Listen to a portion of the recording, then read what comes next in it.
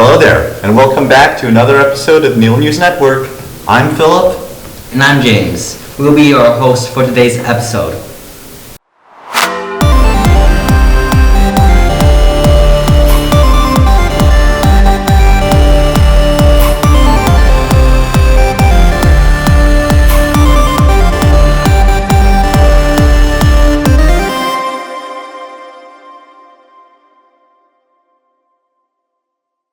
This episode, we have a few fun segments lined up for you, plus an extensive look into a new innovation here in our school.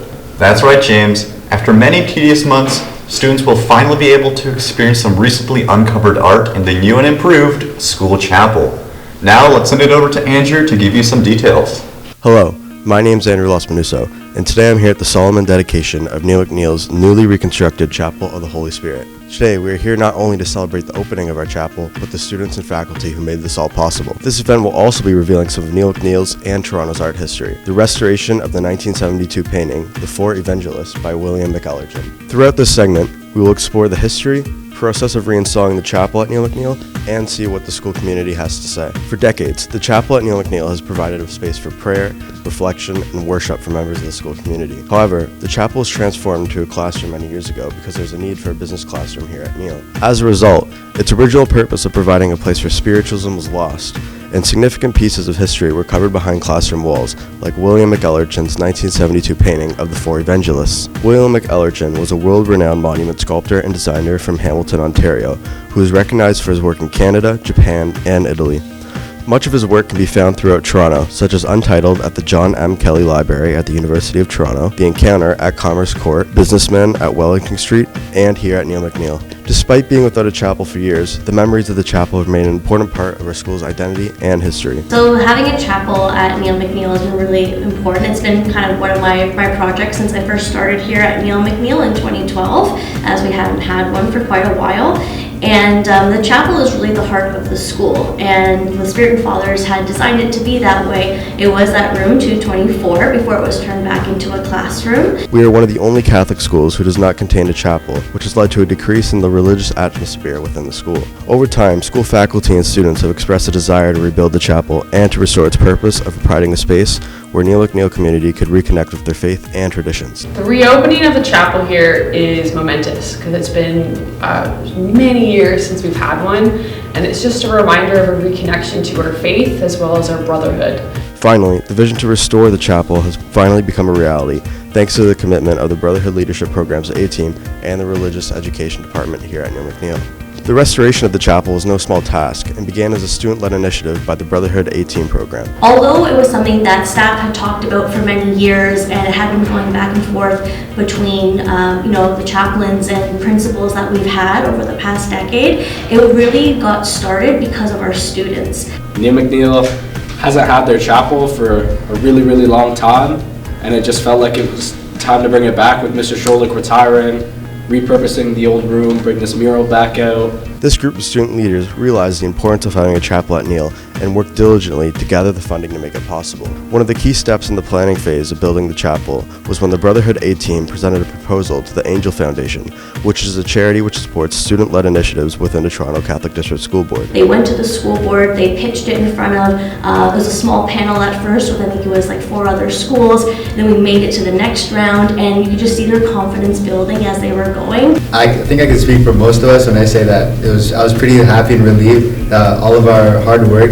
and effort that we put in, especially behind the scenes, all of our after-school meetings, all the hours that we put in are finally paid off. The A-Team's compelling presentation highlighted the chapel's significance to the school community and importance of preserving a space for faith and reflection. I think future students of Neil McNeil, and we're specifically talking about boys in Catholic education, I think it's important for young men going out into the world to have a sense of direction, a sense of purpose, and a sense of something larger than them. In addition to receiving funding, after 4 months of gathering funds, planning, and applying for permits, the construction phase began. One of the most exciting parts of the construction was uncovering and restoring the 1972 painting of the Four Evangelists by the renowned artist William McEllerton. Hidden decades behind classroom walls, the painting is now brought back to life as the focal point of the chapel. One thing that I'm hoping that people will take away from this is that you can make change in the school. If you put in the hours and you have hard work and you have heart that you want to put in and you want to see a difference, you can make it happen. The newly restored Chapel of the Holy Spirit at Neil McNeil stands as a testament to dedication, faith, and the hard work of the school community. This space will once again serve as a place for prayer, reflection, and spiritual connection for generations to come. Now, back to you guys in the studio. Wow, that's so beautiful. Next up, we have Wisdom bringing us another new album review in Neil Beatz, followed by some special sports news with Yamlak. Take it away. Thanks, James. My name is Wisdom, and with the year coming to a close, we're going to be taking a look at the music that defined Neil in 2024. So who am I here with today? I'm Cecil Jenkins. Pierce Dixon. What were your top 5 artists according to Spotify Rap this year? Number 1, I hate to say it, was Drake. Number 2 was Travis Scott. Number 3 was J. Cole. Number 4 was Future. And number 5 somehow was Lil Tecca. I had Mac Miller, which I agree with that. Travis Scott, Drake, The Weeknd, and Future. Kind of basic, but you know. You think that was accurate at all? I think so. I was a little surprised about Future, but I mean, I did listen to him quite a bit, especially September. I'm surprised about Lil Tecca, but he had a really nice album this year that I really enjoyed. But overall, it's pretty much the same as last year and pretty much what I could have expected. I think it's a little accurate. I don't think it's as accurate as it should be. Spotify stats says something different, but you know. What was your most listened to song this year? Self-Care by Mac Miller. I like the angelic feel of the song and that beat switch. It's crisp. The song was Till Further Notice by Travis Scott. I really enjoy that song. 21's feature is very well written. And yeah, overall the production's great. What's your favorite song or album to come out in 2024? Don Toliver's Hearthstone Psycho. Album of the year, low-key. I really liked Chromacopia. That was really well. Tyler really cooked with that one. But I think, honestly, underrated, Plan A by Lil Tecca. Like, he was on my top 5 artists. Like, he really crafted something special with that project, and I think it's one of his best things he's produced. Wow, there's a lot of interesting musical tastes here in Neil McNeil.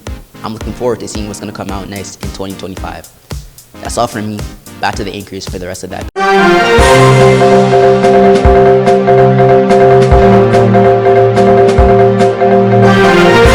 Hey there, basketball fans. Welcome to Neil's Ball. I'm Yamlak, and today we're diving into the biggest stories from the 2024 and 2025 NBA season. Let's get started.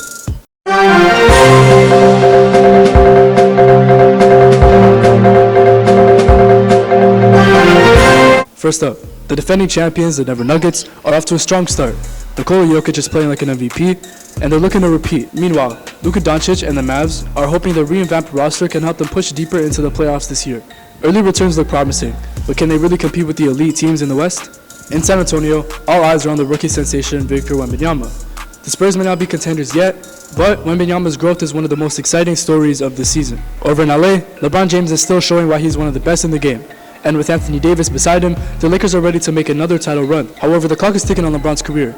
Does he have enough time in the tank? We don't know. In Boston, the Celtics are once again a title contender after adding Kristaps Porzingis. With Jason Tatum and Jaylen Brown leading the way, the Celtics are primed for a deep playoff run. And we can't forget about the rookies. Victor Wembanyama is the headline, such as guys like Scott Henderson, Amen Thompson, and Jared McCain, who are also making an impact early. The future of the league is looking really bright. On the injury front, Zion Williamson's health continues to be a concern for the Pelicans, and Ben Simmons is once again dealing with injuries for the Nets. It's a reminder that in the NBA, staying healthy is half the battle. Early in the season, the Milwaukee Bucks and the Philadelphia 76ers are looking strong, with Giannis leading the charge in Milwaukee and Philly finding some stability after the offseason. Now that's your NBA roundup for today. This is Neil's Ball, I'm Yamlak, and this season is just getting started. It's already shaping up to be a wild one. I'll catch y'all next time. That's cool. Sounds great over there, doesn't it? It sure does. Now let's have Miguel enlighten us on some new real-life issues in our home city. Take it away, Miguel. In today's segment, we have here 2 guests. Wisdom. Gabriel. And we're starting things off with a recent accident that occurred on Parkside Drive in Toronto's West End. Parkside Drive is closed in both directions following reports of a sinkhole. Toronto police say in a statement that city stated that no injuries have been recorded as a result of the sinkhole, and that staff is examining whether one southbound lane may be restored while utility suppliers investigate what needs to be fixed. What are your opinions on this? I'm glad that no one was injured and stuff, and I hope that they can fix up the road and stuff so that this doesn't happen again, Well, hopefully they fix it soon enough so that it's not an inconvenience for people, considering we pay tax money for it. Lastly, Toronto podcaster Jax Irwin has become popular online for making friendly prank calls to Nova Scotians, where she chats about simple things like weather and weekend plans. Irwin says that the goal is to spread kindness and connection, making people smile during everyday moments. What are your opinions on this? Yeah, I mean, it's a good thing that Jax is doing, you know, and good on Nova Scotia and stuff. Honestly, prank calls are usually pretty funny, and if they don't harm the person in any emotional or physical way, then honestly it's fine. I think it's a bit of laughter. It gives food to the media to talk about. And hey, kindness, connection, there can be even more. That's all for Toronto News. Let's send it back to the anchors. Wow, those are some interesting Toronto stories. Indeed. However, it's time I talk to some of our students in... Who am I here with today? Kwaku. I'm Miguel Elijah Vito. Ty Smith. So during winter, do you prefer staying here in Canada or do you prefer traveling, perhaps somewhere warmer? Well, I like staying here in Canada usually because it usually gets really cold and I'm a fan of the cold, so you know. I like traveling somewhere warmer. May I ask where? I would say like the Caribbean. That's pretty nice, pretty nice. I like staying here because I like the Christmas feel and spirit. That's fine, that's fine. I was actually going to ask, of all the winter holidays though, which one is your favorite and why? Winter holidays, Christmas. So, what are the winter holidays? There's only one holiday. No, there's not. What are the holidays? What are the other holidays other than Christmas? My favorite holiday has to be Christmas, you know, the birth of Jesus, you know, the presents, the church. It's nice. I like it. New Year's, Diwali, Boxing Day, you know. Boxing Day? Yeah, sure. That's my favorite. No, Christmas is my favorite. What's it called? Well, I like Christmas because I know you get presents. The food's really good. Family comes, and yeah. Yeah, food. That's why everyone comes, of course. That's cool. And big question, important one, you know. This is the reason everyone's here. Personal opinion on snow. I could get in trouble for saying this, but I absolutely love the snow. I just love the snow. Oh, that's great. Me too. Me too. Oh, I don't like snow. I don't like snow. Yeah, I don't like snow. Cold. That's it? Cold? That's fair. That's fair. Thank you for your time. Thank you very much. You know, like it depends, like because like when like the rinks freeze. I mean, I like it. I like it when it's cold, but I also like I don't love snow because I mean snow kind of ruins like the rinks. But like if it's on Christmas, like you gotta have a snow. Like yeah. Do you skate much? Yes. I see. Okay. Well, thank you for your time. Thank you. Thank you, sir. Thank you. Those are some interesting opinions, but it is time to wrap up this episode. That's right. And remember, Fidelitas in Arduis.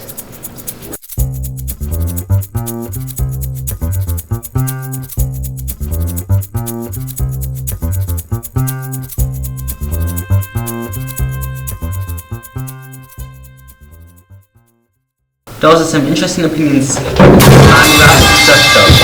That's right. And remember,